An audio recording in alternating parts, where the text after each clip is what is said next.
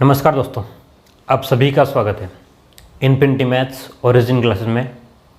मैं हूं दिलीप ग्रासिया और आज हम लोग देखने वाले हैं रीट लेवल 1 का मैथ स्पेशल बैच में पार्ट 4। अब तक इससे पहले हमने इस स्पेशल बैच का 3 भाग देख लिए हैं और उन तीनों भागों में हमने देखा है कि जो पहला टॉपिक जो आपका है 1 करोड़ तक संख्याएं और स्थानीय मान जोड़ बाकी गुणा भाग, उसमें सबसे पहले हमने जो देखा था वो अंक के बारे में देखा था। उसके बाद में हमने संख्याओं को जाना था। उसके बाद में हमने अंकों में और शब्दों में लिखना सीखा था। भारतीय पद्धति और अंतर्राष्ट्रीय पद्धति भी हमने देखी थी। उसके बाद में हमने जो देखा था वो स्थानीय मान के बारे में देखा था। ठीक है, तो इस प्रकार से हमारा जो एक सीक्वेंस में जो हमारा सिलेबस जो चल रहा है उसके हमने 3 वीडियो देख लिए हैं और मैं आपसे उम्मीद करता हूं कि आपने उन तीनों वीडियो को अच्छे से देख लिया होगा और क्वेश्चनों की प्रैक्टिस भी कर ली होगी। तो आज हम लोग देखने वाले हैं इस भाग में कि नंबर सिस्टम के बारे में, यानी कि संख्या पद्धति के बारे में। आप सभी ने सुन रखा होगा कि संख्या पद्धति के बारे में और आपने पढ़ भी रखा है, ऐसी बात नहीं है। अगर आप लोग रीट लेवल 1 की तैयारी कर रहे हैं तो आपने ज़रूर से इसको पढ़ रखा होगा। कैसे पढ़ रखा होगा? क्योंकि देखिए रीट लेवल 1 जो है वो 12th के बाद होता है और ये जो मैं आज जो टॉपिक की बात कर रहा हूँ वो 7वीं और 8वीं क्लासों में लगभग आपका हो जाता है। क्योंकि लेवल 1 का जो एग्ज़ाम है वो क्लास 1 से लेकर के 5 तक के लिए होता है, तो आपको उसके बारे में, लेकिन एग्ज़ाम में जो है वो 6 से 8 के बीच में बचा जाएगा। और सबसे ख़ास बात, मैं जो बात बोल रहा हूँ उसको ध्यान समझिएगा कि आपको मैक्सिमम क्वेश्चन जो है, प्रश्न जो है वो कक्षा 6वीं, 7वीं और 8वीं कि गणित किताब से कर लेने हैं। अब करोगे कैसे? देखिए यहाँ पर मैं बेसिक आपको बता रहा हूँ, उस बेसिक को आपको समझ लेना है। क्या करना है? बेसिक जो बात बता रहा हूँ उसको समझ लेना है और उसके बाद में आपको जो क्वेश्चन मिल रहे हैं उनको क्या करना है, आपको प्रैक्टिस करना है। बात समझ में आ रही है? क्योंकि पढ़ते बहुत हैं, सब लोग पढ़ते हैं, लेकिन क्या करते हैं, प्रैक्टिस नहीं कर पाते हैं। और प्रैक्टिस नहीं कर पाने की वजह से क्या होता है, फिर नंबर नहीं आ पाते हैं। और मैंने स्टार्टिंग से कह दिया है कि हमारा जो टारगेट है वो, अगर 30 नंबर का आपका पेपर वैसे होता है जो हमने पिछली बार से रिकॉर्ड से देख रहे हैं, तो 30 में से आपके 30 नंबर आने चाहिए। यानी कि एक तो गणित का पूरा अर्थमेटिक भाग है ना, जोड़ने और गुणा करने वाला सब कुछ ये, और दूसरा है टीचिंग मेथड। दोनों को मिलाकर के आपके 30 नंबर बनने चाहिए, मतलब आने ही चाहिए। ठीक है, तो हम पूरा उसके लिए मेहनत कर रहे हैं और हर बात को डिटेल से समझ रहे हैं। आपको भी मेरे साथ में लगे रहना है और रोज़ का रोज़ पढ़ते जाना है। ठीक है, चलिए तो हम लोग संख्या पद्धति को स्टार्ट करते हैं। सबसे पहले देखिएगा कि संख्या पद्धति यानी कि नंबर सिस्टम, किसकी बात करें हम लोग? संख्या पद्धति की। संख्या पद्धति अगर अंग्रेजी में कहें तो ये क्या है? Number system. ठीक है, क्या कहते हैं इसको? नंबर सिस्टम कहते हैं। अब संख्या पद्धति में हमने जो अब तक समझा था वो अंकों के बारे में और संख्याओं के बारे में, यानी कि अंक क्या होते हैं और संख्या क्या होती है, ये देखा था। अब हम लोग संख्या पद्धति यानी कि नंबर सिस्टम पढ़ रहे हैं। अब संख्या पद्धति किसी एक टॉपिक का नाम नहीं है। ठीक है, इस पद्धति में, इस सिस्टम में बहुत सारे अलग अलग प्रकार के टाइप है संख्याओं के। क्या है? संख्याओं के अलग अलग प्रकार है और उन सबको मिला करके हम लोग उसको नंबर सिस्टम नाम देते हैं, संख्या पद्धति नाम देते हैं। तो सबसे पहले अब देखिए ध्यान से कि मैं हिस्ट्री के रूप में इसको लेकर के जा रहा हूँ। आप ध्यान से समझिएगा कि जब दुनिया बनी होगी, है ना, और दुनिया बनने के बाद में जब लोग लेन देन और सब चीज़ें चालू हुई होगी, तो उस टाइम क्या हुआ होगा? देखिए ध्यान से कि लोगों को जब गिनने की ज़रूरत पड़ी होगी, जब प्रकृति में, उस टाइम पे प्रकृति हमारे आज भी प्रकृति ही है, तो वहाँ पर लोगों को क्या ज़रूरत पड़ी होगी? गिनने की ज़रूरत पड़ी होगी। किसकी? गिनने की, यानी कि वस्तुओं को गिनना, किसी चीज़ का लेन देन करना। तो वहाँ पर उनको लगा कि भाई कोई न कोई एक सिस्टम होना चाहिए, कोई न कोई एक पद्धति होनी चाहिए जिसके द्वारा हम लोग गिन सकें। तो प्रकृति में किसी वस्तुओं को, सामान को या किसी चीज़ को गिनने के लिए जो सिस्टम आया सबसे पहले, उसी को प्राकृतिक संख्या कहा। क्या कहा? सबसे पहले प्रकृति में गिनने के लिए जिन अंकों का प्रयोग किया गया था वो क्या थी? प्राकृतिक संख्याएं। तो आपका सबसे पहला टॉपिक रहेगा इसमें प्राकृत संख्या। क्या रहेगा? प्राकृत संख्या कहो या प्राकृतिक संख्या कहो, प्राकृत संख्या। ठीक है, हमने क्या बात बोली थी प्राकृत संख्याओं में कि भाई प्रकृति जब बनी है तो गिनने के लिए, क्या प्रकृति जब बनी है तो गिनने के लिए कहीं ना कहीं अंकों की ज़रूरत पड़ी होगी। तो सबसे पहले गिना होगा। अगर मुझे किसी चीज़ को गिनना है, जैसे कि मान लो आपके पास, ये मेरे पास में एक बोतल है, अगर इस बोतल को मुझे गिनना है तो मैं क्या कहूँगा, एक ही कहूँगा। ऐसा तो नहीं कहूँगा इसको 0 है या 2 है माइनस है, ऐसा कुछ तो नहीं कहूँगा ना। ठीक है, तो सबसे पहली जो वस्तु रही होगी और उसको गिनने के लिए, है ना, प्रकृति में वस्तुओं को गिनने के लिए जो संख्या प्रयुक्त होती है, प्रकृति में गिनने के लिए जो संख्याओं का प्रयोग होता है वो प्राकृत संख्या है। तो गिनने के लिए कौन सा, 1 2 3 4 जो संख्या हैं, तो मैं इसको लिख सकता हूँ कि प्रकृति में वस्तुओं को गिनने, वस्तुओं के गणना के लिए प्रयुक्त पद्धति क्या है, प्राकृत संख्या। ठीक है, प्रकृति में वस्तुओं को गिनने के लिए जो पद्धति का प्रयोग किया था वो क्या है, आपकी प्राकृत संख्याएं हैं। और प्राकृत संख्याएं क्या होती है, प्राकृत संख्याओं को हम लोग नेचुरल नंबर बोलते हैं। क्या बोलते हैं, नेचुरल नंबर्स कहते हैं।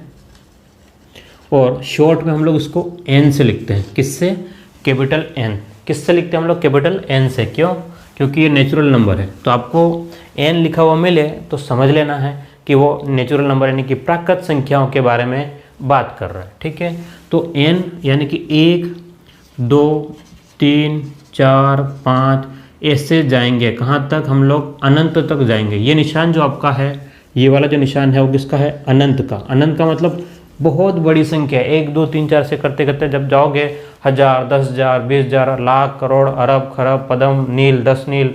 ठीक है, इस टाइप से जैसे आगे बढ़ते जाओगे, है ना, मिलियन ट्रिलियन बिलियन, जब तक आप गिनते हो, और जो सबसे बड़ी संख्या होगी उसको हम लोग क्या कहेंगे, मतलब वहाँ तक, अनंत तक। अनंत के लिए आप ये निशान यूज़ करेंगे। कौन से, अनंत के लिए इन्फाइनेट। ठीक है, और हमारे जो चैनल का नाम क्या है, इन्फिनिटी। ठीक है, हमारे चैनल का नाम क्या है, इन्फिनिटी जो है वो यहीं से बनाया गया। ठीक है, इन्फिनिटी यानी कि आपका सोचने की जो क्षमता है वो अनंत तक ले जाने के लिए।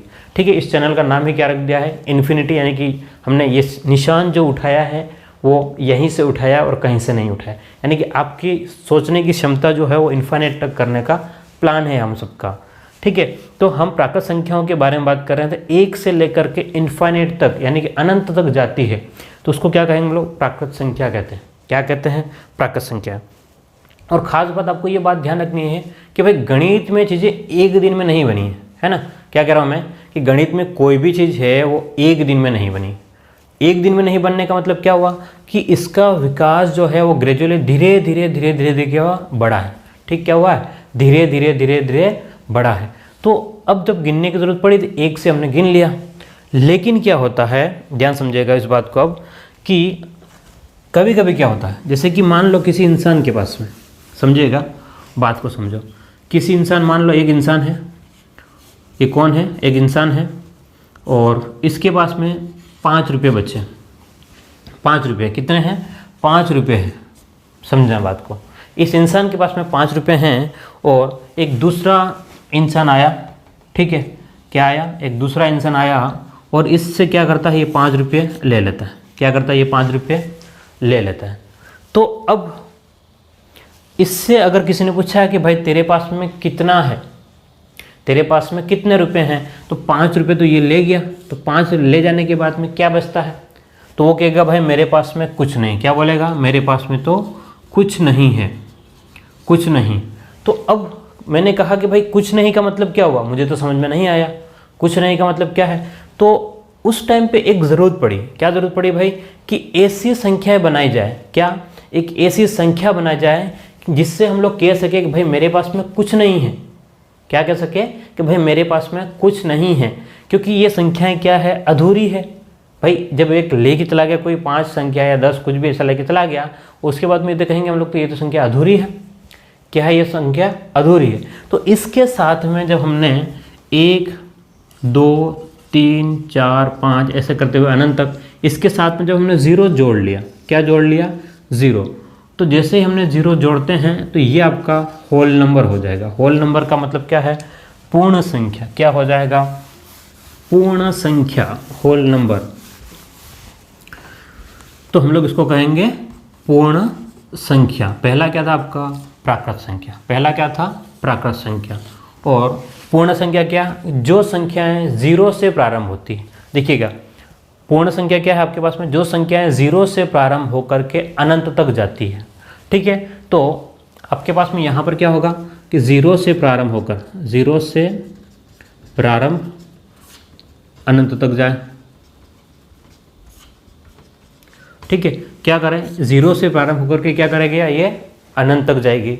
हाँ, अगर आपसे कोई पूछता है कि सबसे छोटी पूर्ण संख्या क्या है, आपसे क्या पूछेगा? जैसे कि यहाँ अगर पूछता है तो सबसे छोटी प्राकृत संख्या क्या है, तो 1।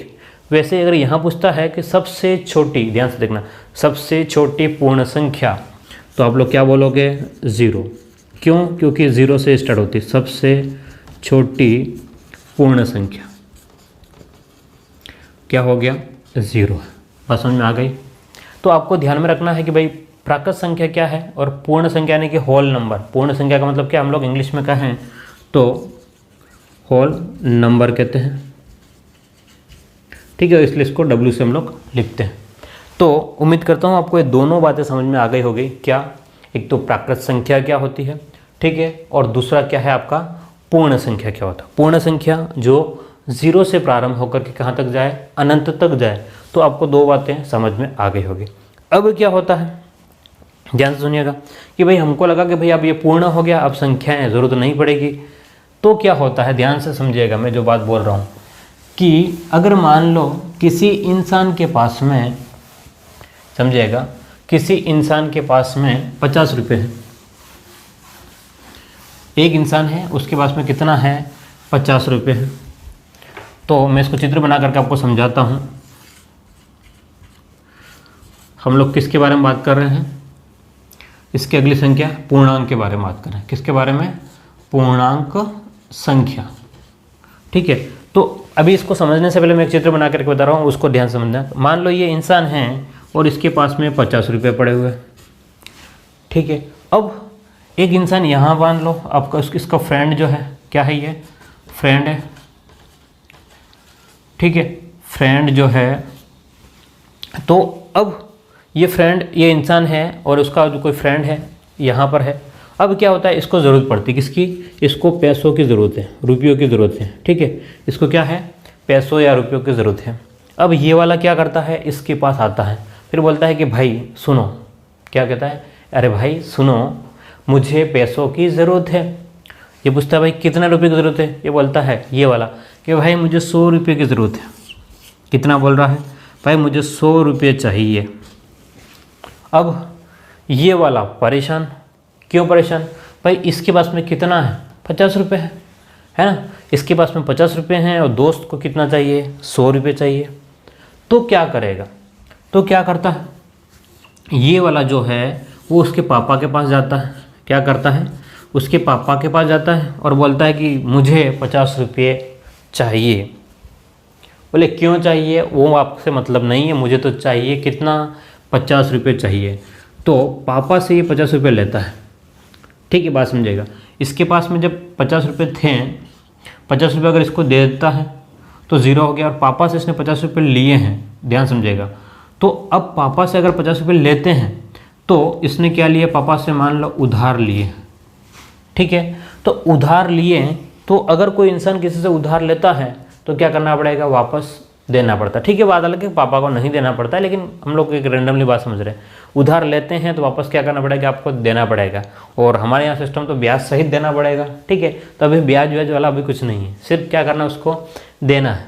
किसको देना है? पापा को वापस देना है। तो अब हम गणित में उसको कैसे लिखेंगे? भाई इसने उधार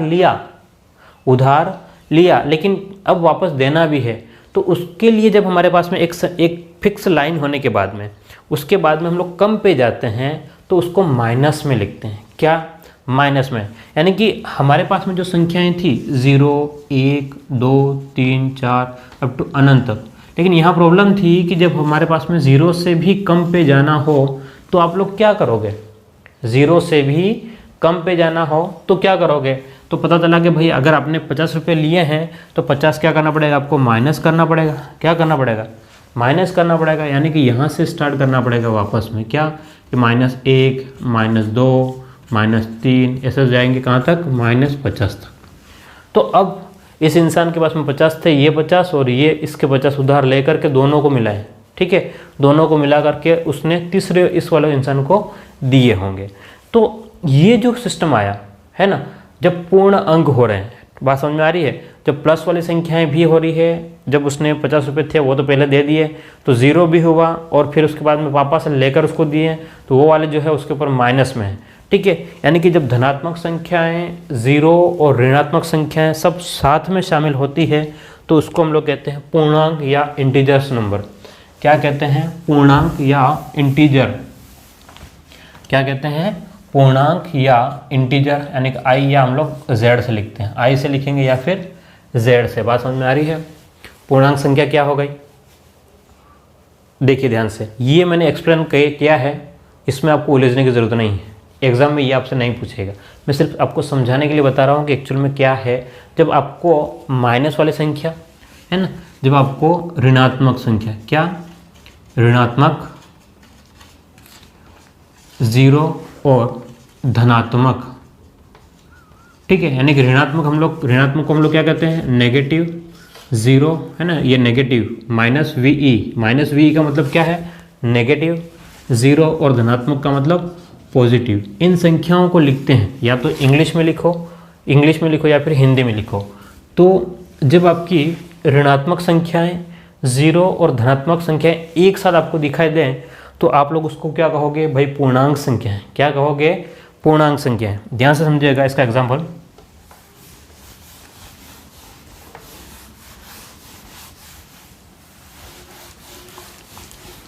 जैसे कि मैंने कह दिया भाई, पूर्णांक संख्या क्या है, नेगेटिव वाली, यानी कि ऋणात्मक संख्या भी आनी चाहिए, 0 भी आनी चाहिए और धनात्मक भी आनी चाहिए। यानी कि मान लो मैंने कह दिया -50, -20, -10, -5, 0, ठीक है, -1, 0, 1, 2, 3, 5, 10, 15, 50, इस टाइप से अगर संख्या जाती है कहाँ तक, ये माइनस में अनंत तक और ये कहाँ तक, ये प्लस में अनंत तक अगर जाती है, ठीक है, माइनस में अनंत तक और प्लस में अनंत तक अगर जाती है तो ये जो कहलाएगी संख्या वो क्या कहलाएगी, आपकी पूर्णांक कहलाएगी। क्या कहलाएगी, पूर्णांक। क्या आपको ये बात समझ में आ रही है मैं क्या कह रहा हूँ, सब कुछ भूल जाओ, अब तक जो कुछ भी हमने समझा था उधार लिया, यानी कि आपको माइनस में लिखना पड़ा था, माइनस में यानी कि जो संख्या है माइनस अनंत से लेकर के 0 तक, 0 से फिर 1 से लेकर के अनंत तक अगर रहती है, यानी कि ऋणात्मक संख्याएं, 0 और धनात्मक संख्या, इन सबको मिला करके हम लोग क्या कहेंगे, पूर्णांक संख्या है। क्या कहेंगे, पूर्णांक संख्या है। बात क्लियर है। तो उम्मीद करता हूँ ये बात आपको समझ में आ गई होगी। तो हम लोग कह सकते हैं कि पहला पॉइंट, क्या पॉइंट लिखेंगे कि क्या कहेंगे, ऋणात्मक, आप लोग इसको नोट डाउन कर लें, ऋणात्मक 0 धनात्मक संख्या,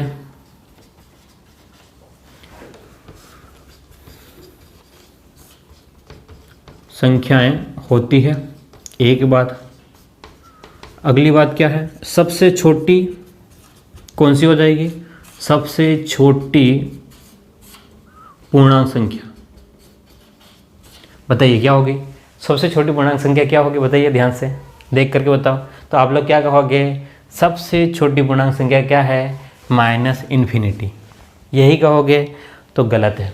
क्या है, गलत है। इन्फिनिटी का मतलब कोई संख्या नहीं है, मैं ध्यान से वापस से कह रहा हूँ, इन्फिनिटी का मतलब कोई संख्या नहीं है। ये इन्फिनिटी का मतलब है कुछ भी संख्या हो सकती है, बहुत बड़ी संख्या, माइनस में बहुत बड़ी संख्या। इन्फिनिटी का मतलब कुछ भी हो सकती है, कुछ निश्चित नहीं है कि माइनस का 50 करोड़ भी हो सकता है, -500 करोड़ भी हो सकता है, माइनस का 5 लाख करोड़ भी हो सकता है, कितना भी हो सकता है। ये इन्फिनिटी का मतलब कोई एक संख्या के बारे में बात नहीं कर रहा है, इन्फिनिटी का मतलब कुछ भी संख्या होगी। तो अब बता सकते हो सबसे छोटी पूर्णांक क्या हो जाएगी, तो हम लोग पता नहीं कर सकते, ठीक है। तो सबसे छोटी पूर्णांक तो अनिर्धारित, ठीक है, मतलब हम लोग बता ही नहीं सकते। सबसे बड़ी पूर्णांक,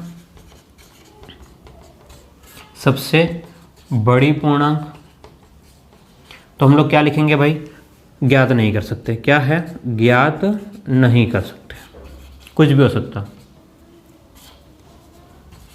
ज्ञात नहीं कर सकते, इसको लिखो निश्चित नहीं। क्या लिखेंगे, निश्चित नहीं।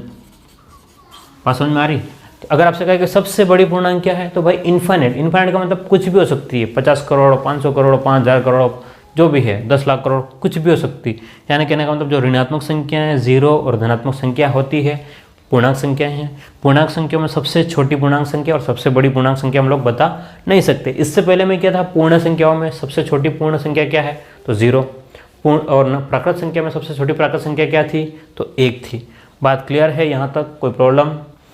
चलिए, तो उम्मीद करता हूँ आपको यहाँ तक समझ में आ चुका होगा। अब हम लोग और आगे संख्याओं के बारे में डिस्कस करते हैं, ठीक है। तो हम संख्या पद्धति के बारे में बात कर रहे हैं। किसके बारे में? संख्या पद्धति के बारे में बात कर रहे हैं। और अब तक हमने 3 संख्याओं के बारे में पढ़ लिया है। कितनी संख्याओं के बारे में? 3 संख्याएं। कौन कौन सी 3 संख्याएं? पहला प्राकृत संख्या यानी कि नेचुरल नंबर, और आपने देख लिया है नेचुरल नंबर कि क्या कहलाता है, 1 से प्रारंभ होती है। दूसरा क्या देखा था हमने? पूर्ण संख्या, और पूर्ण संख्या कहाँ से प्रारंभ? 0 से प्रारंभ है। और तीसरा क्या देखा हमने? क्या देखा, ध्यान से बताइएगा? पूर्णांक संख्या। क्या देखा हमने? पूर्णांक संख्या, ठीक है। तो ये हमने 3 संख्याएं देख ली। अब हम लोग उससे आगे बढ़ते हैं। क्या होता है भाई, पूर्णांक से भी आगे?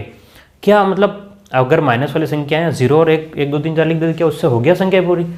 तो फिर प्रॉब्लम आई कब, कि भाई 4/2 हो तब, 2/3, 5/6 उस खरे पे हो तब क्या होगा? तब एक नई पद्धति का नाम लिखा गया। क्या लिखा गया? कि उसको कहा परिमेय संख्या। क्या कहा उसको? परिमेय संख्या। तो चौथा जो हमारे पास में है वो क्या है? परिमेय संख्या। क्या है? परिमेय संख्या। तो परिमेय संख्या क्या होती है? परिमेय संख्या को हम लोग कहें तो इंग्लिश में कहें तो क्या होता है इसको? Rational number. क्या होता है? Rational number. यानी कि आपके पास में परिमेय संख्या। तो परिमेय संख्या क्या होगा? जिन संख्याओं को, ध्यान सुनिएगा मैं क्या कह रहा हूँ, कि जिन संख्याओं को P/Q में लिखा जा सकता है। इसकी एग्जैक्ट परिभाषा ये है कि जिन संख्याओं को P/Q में लिख सकते हैं, ठीक है। मैं यहाँ लिख रहा हूँ कि P/Q में लिखा जा सकने वाली संख्याएं, ठीक है। मैं कहते हैं ये सब चीज़ें नहीं लिख रहा हूँ ना, कि जिन संख्याओं को P/Q में लिखा जा सकता है उन्हें परिमेय संख्या कहते हैं, वैसा नहीं बता रहा। क्यों? क्योंकि अब बचपन नहीं है, ठीक है। अब आप रेट लेवल 1 की तैयारी कर रहे हो तो फिर उन बातों को बताने का कोई मतलब नहीं है ना, वो छोटे बच्चों को सिखाया था और आप बड़े हो। तो जिन संख्याओं को हम लोग क्या करें कि P/Q में हम लोग लिख सकते हैं, या जिन संख्याओं को लिखा जा सकता है वो क्या है? परिमेय संख्या। तो अब आपके माइंड में सवाल आएगा कि भाई P/Q क्या है ना। इसमें खास बात यह है कि P/Q में लिख सकते हैं, और Q जो है, अगला पॉइंट क्या है? Q जो है वो कभी भी 0 नहीं होगा। अब इसका क्या मतलब है? ये O नहीं है, क्या है ये? 0, ठीक है। Q जो है वो कभी 0 नहीं होगा। अब इन सभी बातों को मैं आपको बताऊंगा, ध्यान से देखिएगा कि यहाँ क्या कह रहा है कि जिन संख्याओं को P/Q में लिख सकते हैं, यानी कि ऊपर P और नीचे Q। अब P ऊपर जो संख्या रहती है उसको हम लोग क्या कहते हैं? अंश, है ना, या फिर आप लोग इसको कहे तो न्यूमरेटर भी कह सकते हो इंग्लिश में, ठीक है। इंग्लिश में हम लोग क्या कहते हैं? न्यूमरेटर कहते हैं, शॉर्ट में n लिखते हैं, ठीक है। Q को हर कहते हैं। क्या कहते हैं? हर या डिनोमिनेटर, ठीक है। आप लोग इसको स्मॉल n और d लिख सकते हो। इसको अंश कहते हैं और इसको क्या कहते हैं? हर। ऊपर वाली संख्या अंश, नीचे वाली संख्या हर। अभी भी समझ में नहीं आया? क्यों नहीं आया भाई? कि भाई P और Q क्या है? क्या P और Q क्या है? तो P और Q जो है, P और Q जो है वो क्या है? पूर्णांक संख्याएं। क्या है? पूर्णांक संख्याएं हैं। बात समझ में आ रही? अब वापस से आ गया ये पूर्णांक संख्या, फिर क्या बीमारी चीज़ है? तो अभी मैंने बताया कि भाई जो माइनस में, 0 और प्लस में जो भी संख्याएं, यानी कि आपके पास में -3, -2, -1, 0, 1, 2, 3, इस टाइप से कब तक, अनंत तक अगर आप लोग लिख सकते हो, तो ये क्या है? आपकी पूर्णांक संख्याएं हैं। तो इसका प्रयोग हम लोग कहाँ कर रहे हैं? यहाँ कर रहे हैं। जैसे कि आपको लिखा, एग्जाम्पल समझिएगा, जैसे हमने क्या लिखा कि 3/4। क्या लिखा? 3/4। तो ये क्या है? आपकी परिमेय संख्या। क्या है? 3/4 परिमेय। अब 3 और 4 क्या है? तो पूर्णांक संख्या है। 3 और 4 क्या है, ये 3 और 4 तो पूर्णांक संख्या है, प्लस में आए तब भी या माइनस में आए तब भी। ये हम लोग कह सकते हैं क्या कि -7/2, -7/2 ये क्या है अपने आप में एक परिमेय संख्या। क्यों? क्योंकि इसमें P और Q यानी कि पूर्णांक संख्या है, जो पूर्णांक संख्या क्या है प्लस माइनस में जो भी संख्या लेनी हो। या अगर आप लोग लिखो तो माइनस को इसको मैं थोड़ा नीचे लिखता हूँ आपके हिसाब से 1/3 माइनस में। अब ध्यान से देखिएगा, ये 1/3 माइनस में है तो ये जो 3 जो है वो नीचे जो 3 है वो कभी भी माइनस में नीचे नहीं आता, जनरली उसको हम लोग ऊपर लिखते हैं। तो ऊपर लिखने के लिए ध्यान से देखिएगा, ठीक है, 1/-3 को हम लोग क्या करेंगे, -1 का ऊपर नीचे क्या करेंगे, गुणा करते हैं। ठीक है, -1 का ऊपर नीचे गुणा करते हैं तो ऊपर क्या हो जाएगा -1 और माइनस माइनस क्या होता है प्लस। ठीक है, ये बाद में आपको समझा दूंगा। तो 1/-3 को भी हम लोग क्या लिखते हैं, 1/3 को भी हम लोग क्या लिखते हैं, -1/3 लिखते हैं। ठीक है, बात समझ में आ रही है? क्यों करते हैं? क्योंकि माइनस का ऊपर नीचे गुणा करते हैं, ये बाद में आपको एक्सप्लेन में कर दूंगा। अभी हम लोग इसके एग्जाम्पल को समझते हैं। तो इसके अकॉर्डिंग, इसके अनुसार तो आपके पास में 1/0 होना चाहिए। भाई 1 क्या है, पूर्णांक संख्या है, और 0, लेकिन इसने क्या कहा है कि भाई Q जो है वो कभी भी 0 नहीं होना चाहिए। Q पूर्णांक संख्या ज़रूर है, Q जो है वो पूर्णांक संख्या ज़रूर है इसके अकॉर्डिंग, लेकिन इसने पहले ही कह दिया भाई कुछ भी कर लो तुम, क्या कह दिया भाई तुम कुछ भी कर लो, लेकिन Q जो है वो 0 नहीं रख सकते।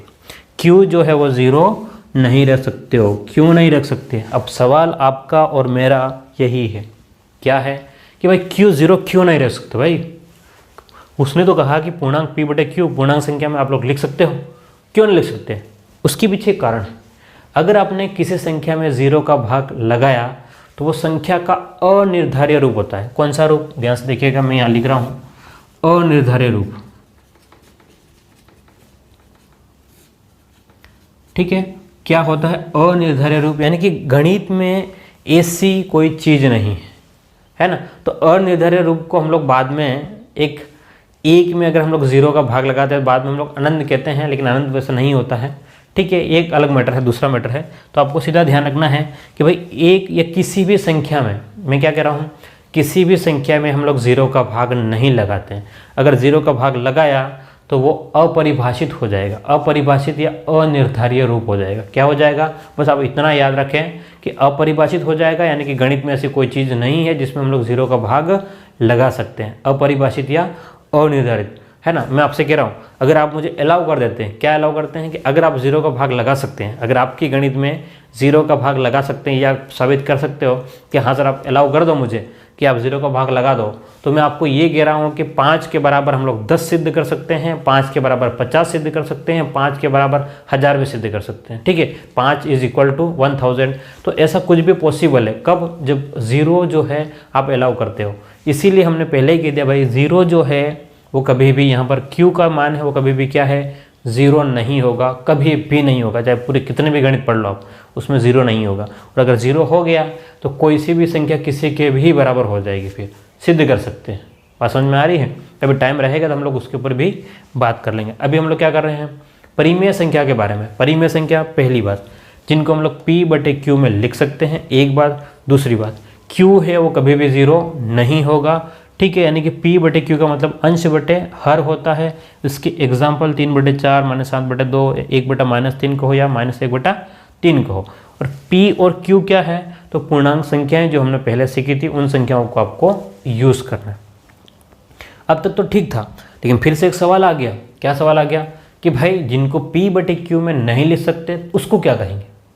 ठीक है भाई, बहुत सारा दिमाग बैठते हैं ना। जिनको कहा भाई P/Q में लिख सकते हैं, तो एक और दिमाग आ गया, क्या कहा कि भाई P/Q में नहीं लिखे तो क्या करेंगे, उसका क्या नाम देंगे? तो उसका हमने नाम दिया भाई जिन संख्याओं को P/Q में नहीं लिखा जा सकता उनको हम लोग कहेंगे, क्या कहेंगे, अपरिमेय संख्या। क्या कहेंगे? अपरिमेय संख्या। ठीक है, तो क्या कहेंगे उसको अपरिमेय संख्या कहेंगे, इरेशनल नंबर। ठीक है, इरेशनल नंबर कहते हैं। बात समझ में आ रही है? जिन संख्याओं को p/q में नहीं लिख सकते हैं उनको क्या कहेंगे? तो अपरिमेय संख्या कहते हैं।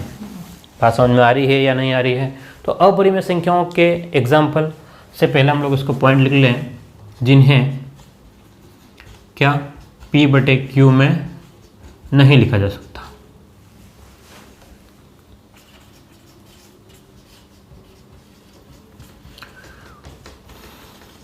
तो वो क्या हो जाएगा? आपका अपरिमेय संख्या हो गया। एग्जाम्पल देखिए ध्यान से, जैसे कि क्या √2। क्या √2 को आप लोग p/q में लिख सकते हैं? नहीं। क्यों नहीं? क्योंकि ये रूट हटेगा नहीं, तो हम लोग इसको लिख नहीं सकते हैं। √7, ठीक है, √2, √7, इस टाइप की जो संख्याएं जो है हमारे पास में, वो क्या है आपके पास में? अपरिमेय संख्या है। क्या है? अपरिमेय संख्या है। अब लोग और भी एग्जाम्पल लिखना चाहो तो रूट में जितनी भी संख्या आएगी, जितनी का मतलब जिनका वर्गमूल नहीं निकाला जा सकता, जिनका वर्गमूल नहीं निकाला जा सकता, जैसे कि रूट में 11 हो, ठीक है, रूट में आपने कह दिया भाई 17 है, तो ये जो आपके पास में है ये क्या है? अपरिमेय संख्या। इन संख्याओं को किसी भी प्रकार से हम लोग p/q में नहीं लिख सकते। किस में नहीं लिख सकते हैं? p/q में। बात समझ में आ रही है? चलिए, तो यहाँ पर हमारे पास में ये बात क्लियर हो चुकी है कि परिमेय और अपरिमेय संख्या क्या होती है। तो ये आपके पास में संख्याएं होती है। अब इन सभी संख्याओं को ध्यान सुनिएगा, अब इन सभी संख्याओं को मिला करके हम लोग जो नाम देते हैं वो है वास्तविक संख्या। क्या है? वास्तविक संख्या। समझिएगा क्या कह रहा हूँ मैं? वास्तविक संख्या। वास्तविक संख्या में क्या? परिमेय संख्या, ठीक है, परिमेय संख्या भी आनी चाहिए और अपरिमेय संख्या। इन सब को मिलाकर के वास्तविक संख्या या रियल नंबर हम लोग कहते हैं। क्या कहते हैं?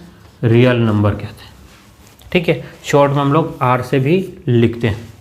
वास्तविक संख्याएं कौन सी? जिन संख्याओं में परिमेय संख्या और अपरिमेय संख्या हो वो क्या कहलाएगी? आपकी वास्तविक संख्या। जैसे कि आपको कह दिया कि -3, माइनस में 4/2, 3/7, 0, √3 या √5। तो ये क्या है? आपके पास में परिमेय संख्या और अपरिमेय संख्या, इन सब को मिलाकर के वास्तविक संख्याएं होती। अच्छा, तो क्या ख़त्म हो गया? नहीं, ख़त्म नहीं हुआ। वास्तविक है तो फिर वास्तविक नाम दिया, इसका मतलब कुछ ना कुछ तो जोल है। तो फिर काल्पनिक क्या होगा? जो संख्या वास्तविक नहीं होगी वो क्या होगी? काल्पनिक। अब ये तो टपोरी सी भाषा हो गई ना कि भाई जो संख्या वास्तविक नहीं वो काल्पनिक है। हाँ, मैं सही कह रहा हूँ, यही उसकी परिभाषा है। क्या है? जो संख्याएं वास्तविक नहीं होती है उन संख्या को हम लोग काल्पनिक कहेंगे। क्या कहेंगे? काल्पनिक कहेंगे। मैं इसको एक्सप्लेन कर देता हूँ, अभी आप ध्यान से देखिएगा।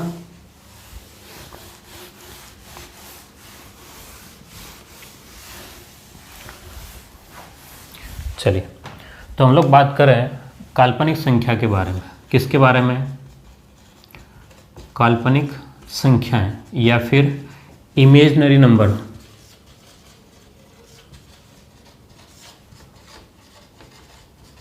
इमेजिनरी नंबर के बारे में बात करें। काल्पनिक संख्या या काल्पनिक संख्याएं, जो संख्या वास्तविक नहीं होती है वो सभी की सभी क्या हो जाएगी? काल्पनिक। अब वास्तविक कौन सी नहीं होगी? सवाल ये है ना कि वास्तविक कौन सी नहीं होगी। तो अंडर रूट के अंदर ध्यान से देखिएगा, अंडर रूट के अंदर माइनस वाली संख्या है। अंडर रूट के अंदर क्या हो? ऋणात्मक संख्या। ऋणात्मक संख्या। क्यों? आपने 10वीं क्लास में पढ़ा होगा। क्या पढ़ा था? ध्यान से देखिएगा कि रूट में ऋणात्मक संख्या जो है वो आपकी काल्पनिक संख्या होगी। अगर आपने वहाँ पर द्विघात समीकरण पढ़ी थी 10वीं में, क्या पढ़ा था? द्विघात समीकरण या क्वाड्रेटिक इक्वेशन। और वहाँ आपको बताया गया था कि द्विघात समीकरण के हल विद्यमान नहीं, यानी कि उसको सोल्व नहीं कर सकते। क्यों? क्योंकि जब रूट आता है तब सोल्व नहीं कर सकते। ठीक है, श्रीधराचार्य विधि यूज़ करी थी, अगर कुछ याद आ रहा हो तो यहाँ देखिएगा ध्यान से, जिससे आपको कह दिया कि अंडर रूट के अंदर -3, रूट के अंदर -4, ये जो भी संख्या है रूट के अंदर अगर माइनस में है तो उसको हम लोग क्या कहेंगे? काल्पनिक संख्या। क्या कहेंगे, ध्यान से देखिएगा, क्या कहेंगे हम लोग उसको, काल्पनिक संख्या। और काल्पनिक संख्या जो है वो वास्तविक में नहीं गिनी जाएगी, वापस से कह रहा हूँ, ठीक है। तो इसको सोल्व कैसे करेंगे, सोल्व करने का एक अलग तरीका है, लेकिन अंडर रूट के अंदर -1 को हम लोग क्या कहेंगे, आयोटा। क्या कहेंगे, आयोटा कहते हैं। इस बात को थोड़ा सा ध्यान में रखना है ना। वैसे एग्जाम में आपका नहीं आएगा, लेकिन कभी कभी कोई ऐसा दिमाग वाले लोग बैठ जाते हैं जो कुछ भी बनाते हैं तो प्रॉब्लम हो सकती है।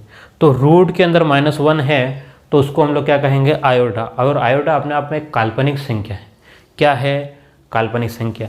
तो इसको मैं क्या लिख सकता हूँ, ध्यान से देखिएगा, इसको मैं क्या स्टेप से लिख सकता हूँ, क्या 3 × -1 का रूट, हाँ या ना।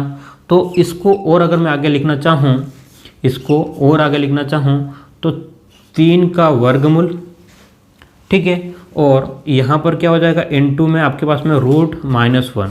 √-1 का मतलब कितना है, आयोटा। √-1 का मतलब कितना है आपका, आयोटा। तो √3 आयोटा, √3 आयोटा।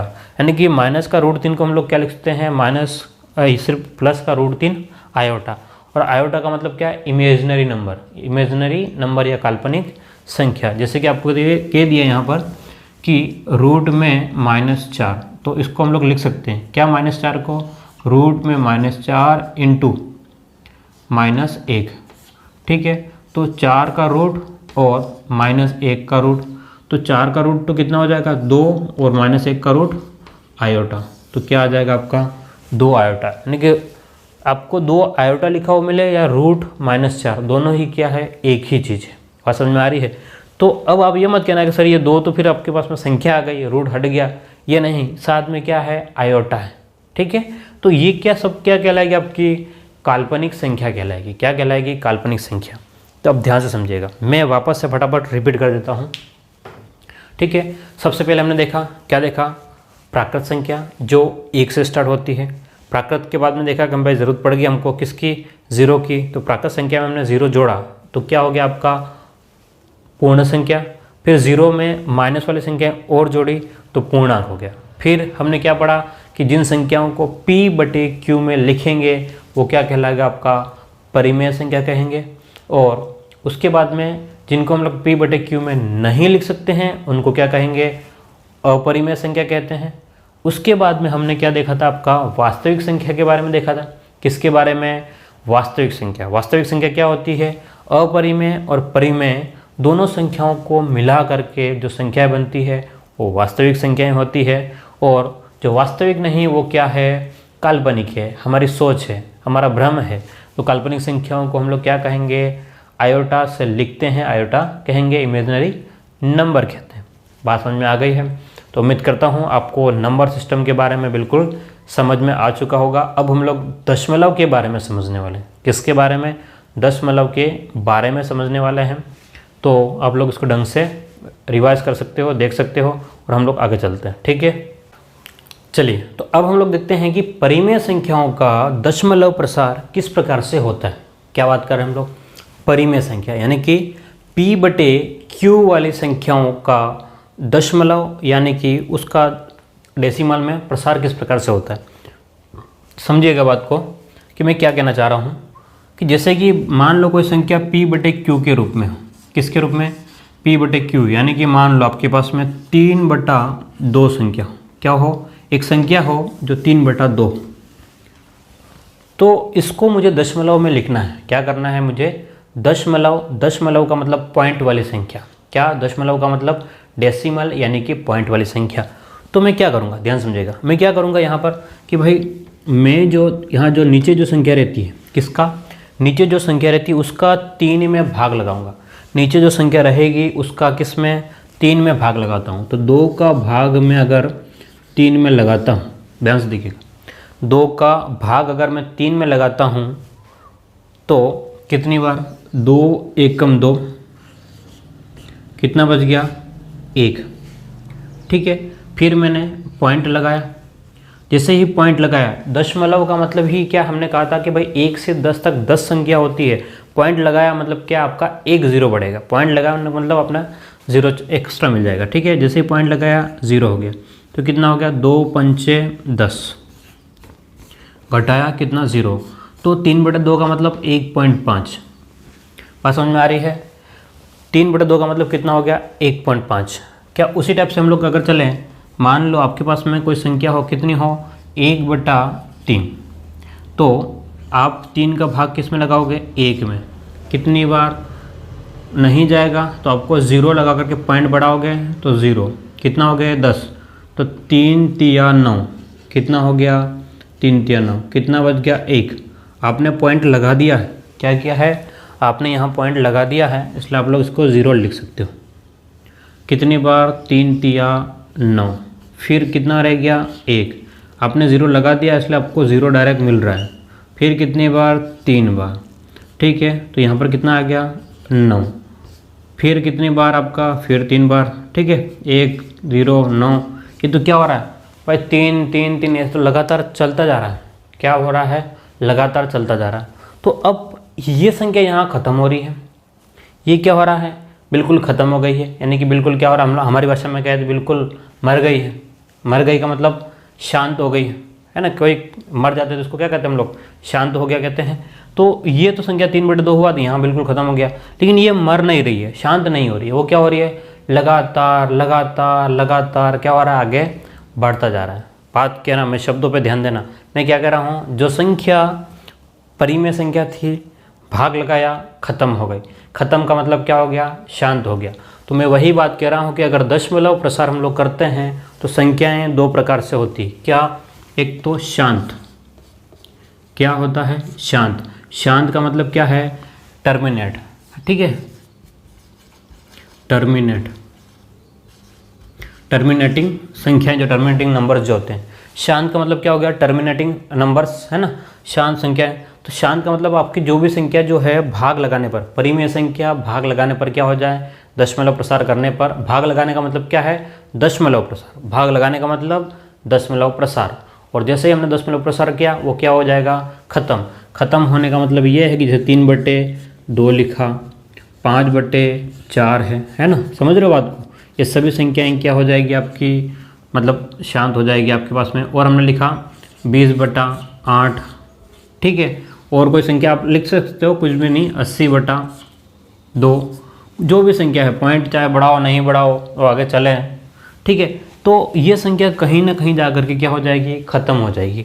और ख़त्म होने का मतलब क्या हो जाएगा? इसको हम लोग कहेंगे शांत। दशमलव प्रसार अगर विस्तार करते हैं तो इनको पॉइंट में क्या हो रहा है? ख़त्म हो रहा है। ठीक है, पॉइंट क्या हो रहा है? जैसे कि मान लो इनको अगर लिखें तो और भी अगर हमको लिखने का तरीका, जैसे कि मान लो 1.45 यहाँ ख़त्म हो गया, 2.7382 और यहाँ ख़त्म हो गया। मान लो इस टाइप से कोई संख्या है। ठीक है, और 3.9814 और 5। तो ये जो संख्या है यहाँ पर जा कर के क्या हो रही है? ख़त्म हो रही, आगे नहीं बढ़ रही। तो ये क्या कहलाएगी? आपकी शांत संख्याएँ। लेकिन ये वाली तो ख़त्म नहीं हो रही। ये क्या है? ख़त्म नहीं हो रही है। इसको हम लोग क्या कहते हैं? अशांत। क्या कहते हैं? अशांत। अब अशांत में एक प्रॉब्लम है। अशांत में एक प्रॉब्लम है। क्या है कि जहाँ से 0.333333 सब में आ रहा है। ध्यान समझेगा क्या आ रहा है। अब ये शांत वाला ख़त्म हो गया मामला हमारा। यहाँ पर देखिएगा 0.3333 ऐसा लगातार चलता जा रहा है। यानी कि 3 का क्या हो रहा है? रिपीट हो रहा है। 3 क्या हो रहा है? रिपीट। रिपीट का मतलब बोलते हैं उसको आवृत्ति कहते हैं, है ना। क्या कहते हैं? आवृत्ति, है ना। आपने सुना होगा FM बैंड 101.3 मेगाहर्ट्ज़ पर, है ना। इसका मतलब उसकी फ्रीक्वेंसी है। फ्रीक्वेंसी का मतलब घूम करके वापस आने को क्या कहते हैं हम लोग? आवृत्ति या फ्रीक्वेंसी कहते हैं। क्या कहते हैं? आवृत्ति या फ्रीक्वेंसी। तो यहाँ पर क्या हो रहा है? 3 बार बार बार बार 3 क्या करा? आ रहा है। तो क्या हुआ? इसको हम लोग कहेंगे अशांत तो है, लेकिन क्या हो रहा है? 3 बार बार बार बार आपके पास में आ रहा है। क्या आ रहा है? 3 जो है वो बार बार आ रहा है। तो अब यहाँ पर हमारे सामने जो प्रॉब्लम है उसको हम लोग नाम देंगे। क्या नाम देंगे भाई? अशांत जो है वो 2 टाइप की हो सकती है। कौन सा? एक तो आवर्ती। आवर्ती, आवर्ती का मतलब जैसे कि हमने लिखा था, अभी क्या लिखा था?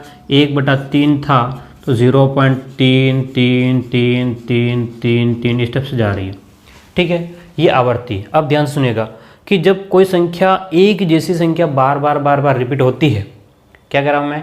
कि बार बार रिपीट होती है। सुनना ध्यान से, मैं क्या कह रहा हूँ? अगर बार बार रिपीट होती है तो उस संख्या के ऊपर बार लगा देते हैं। शब्द सुनना ध्यान से, कोई संख्या बार बार रिपीट हो रही है तो उसके ऊपर हम लोग क्या लगाते हैं, बार लगाते हैं। बार का मतलब जो लाइन होती है संख्या के ऊपर लाइन लगाते हैं ना, ये क्या है, बार है। और इसका मतलब क्या है, बार बार बार बार आते रहना। बात समझ रहे हो, इस संख्या को हम लोग क्या बोलेंगे, बार बोलेंगे। आप लोग याद रख सकते हो, जो संख्या बार बार आती है तो ये निशान जो आपका बार का निशान है, तो हम लोग इसको इस टाइप से भी लिख सकते हैं। किससे, ध्यान से देखिएगा, 0.3 लिखा मैंने और इसके बाद हमने देखा, क्या देखा भाई, 3 3 3 3 ऐसा बार बार चलता जा रहा है। मैं लिखूंगा 0.3 और ऊपर क्या लिख दिया, बार।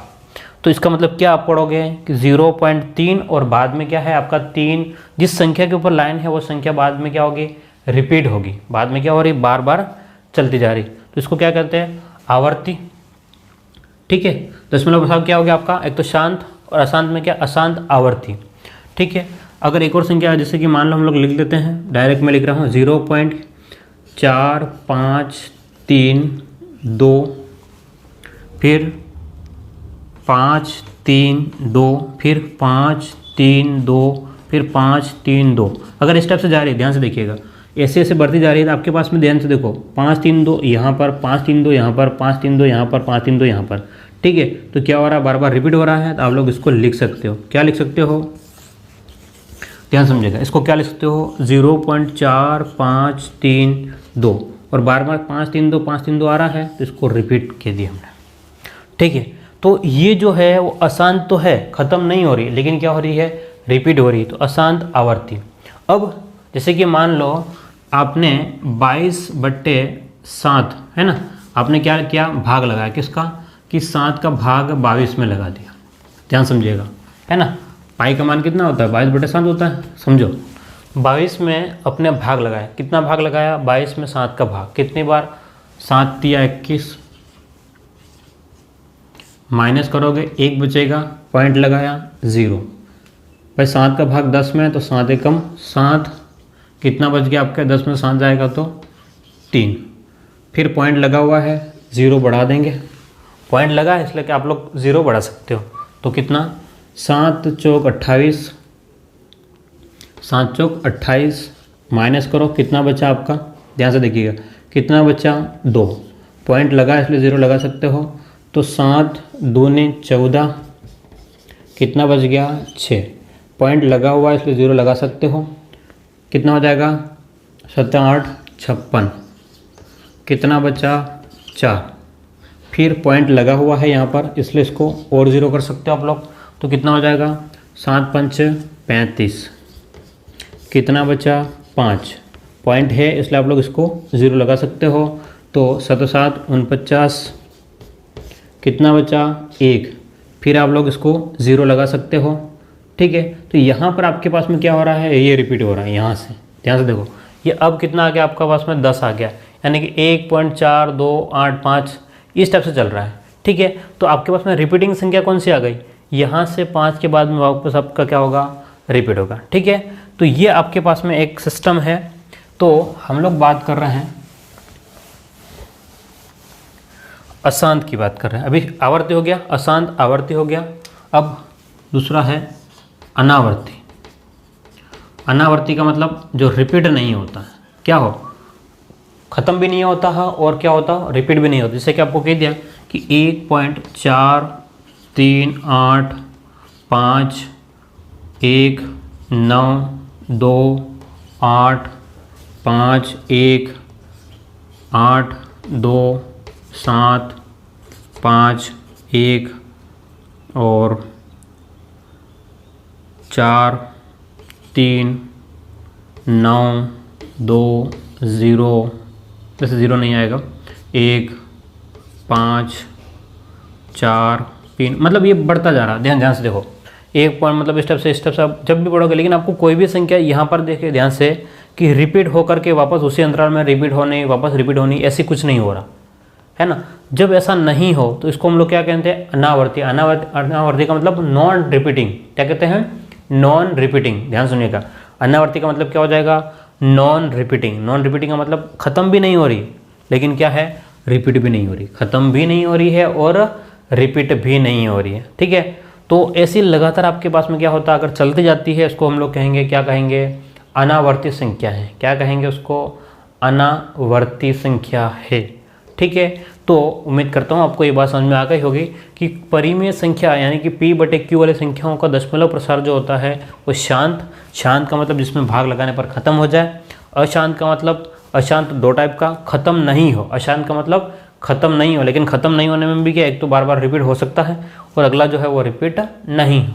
ठीक है, तो इस प्रकार से हमारा जो था नंबर सिस्टम का जो बेसिक हमने समझा था, है ना, संख्याओं के प्रकार, ये सब हमने देख लिया। क्लियर है बात? तो उम्मीद करता हूँ आपको ये बात समझ में आ चुकी होगी। आप लोग इसको रिपीट करके अच्छे से देख लें और सीख लें और अपनी नोटबुक में इसको नोट डाउन कर लें। और समझ में आ रही है? क्या करना आपको? अपनी नोटबुक में इसको उतार लेना है, क्योंकि हम लोग पूरा कोर्स कराएंगे, मेरा वादा है आपसे, और मैं पूरी 100% अपनी ताकत लगा करके पूरा कोर्स आपको कराऊंगा। ठीक है, ताकि इससे एक चीज़ ये हो जाएगी कि आपका जो भरोसा मेरे पे है मैं इसको टूटने नहीं दूंगा, बिल्कुल नहीं टूटने दूंगा। और मेरा पूरा वादा आपसे है कि मैं आपको पूरा किसी भी कोचिंग संस्थान से बेहतर, है ना, वो लोग फीस लेकर के आपको बेहतर पढ़ाते हैं। मैं ये नहीं कह रहा कि वो बेहतर नहीं पढ़ाते हैं, लेकिन वो फीस लेते हैं। मैं आपसे कोई फीस नहीं ले रहा हूँ, बिल्कुल फ्री ऑफ कॉस्ट यूट्यूब पर अपलोड कर रहा हूँ वीडियो, ताकि आप लोग उसको देखें और अच्छे नंबर लाओ। ठीक है, तो आप लोग रेगुलर देखें। और मेरी आपसे एक रिक्वेस्ट है, मैं आपसे पैसा नहीं ले रहा हूँ, तो मेरी एक गुरु दक्षिणा तो बनती है। गुरु दक्षिणा यही है कि आप जितने लोगों को शेयर कर सकते हो, कम से कम एक लक्ष्य बनाएं कि कम से कम मुझे 5 लोगों को रोज़ का एक वीडियो शेयर करना है। ठीक है, जैसे मैंने आपको शेयर किया वीडियो अब तक मिलेगा, तो आप क्या करें, 5 लोगों को शेयर कर दें या अपने स्टेटस पे लगा दें। ये मेरी गुरु दक्षिणा हो जाएगी। और मैं लगातार आप लोग मेरे कांटेक्ट में हो, आप मेरे मोबाइल में आपके कांटेक्ट लिस्ट में हो आप लोग, और मैं आप तक पहुंच रहा हूं, आप तक मैसेज भी कर रहा हूं। ठीक है, अगर कोई मेरे से नहीं जुड़ा है तो मैं उसके लिए नंबर दे रहा हूं, मेरा फ़ोन कॉन्टैक्ट नंबर ध्यान से देखिएगा कि 9928590957। ठीक है, इस नंबर पे आप लोग मुझे मैसेज कर देना अपने नाम के साथ में। क्या करोगे, इस नंबर पे मुझे मैसेज करोगे, मतलब व्हाट्सएप मैसेज कर देना, मेरा नाम दिलीप गरासिया सेव करके आप लोग इस नाम से मुझे मैसेज कर देना और मुझे बता देना कि आप लोग रीड लेवल 1 के हो तो रीड लेवल 1 के, और अगर आप पटवारी वाले बैच के हो तो पटवारी वाले में, और आप पटवारी और लेवल 2 का हम लोग साथ में चलाएंगे। और अगर आप कांस्टेबल वाले में हो तो हम लोग उसके बारे में रीजनिंग क्लासेस भी स्टार्ट करने के प्लान में हूँ। तो अगर सिचुएशन सब कुछ ठीक ठाक रहा है तो हम लोग ज़रूर वो काम करेंगे, और मुझे आप लोगों का सहयोग चाहिए। जितना ज़्यादा हो सके आप लोग इसको शेयर करो, ताकि सब्सक्राइबर हमारे हो जाते हैं, हमारे 1000 से ज़्यादा होते हैं, तो हम लोग क्या करेंगे, इसको लाइव कर देंगे। क्या करेंगे, लाइव, यानी कि डायरेक्ट हम लोग बात करेंगे और इसको पढ़ाई चालू रखेंगे। ठीक है, ताकि आपको जितना फ़ायदा हो अच्छा होगा। ये मैं आपसे रिक्वेस्ट कर रहा हूँ कि सब्सक्राइब ज़रूर करें और शेयर करें। और व्हाट्सएप ग्रुप से जुड़ना हो तो मैं लिंक आपको डिस्क्रिप्शन में दे दूँगा, आप लोग वहाँ से जुड़ जाएँ। थैंक यू, फिर मिलते हैं अगले वीडियो में।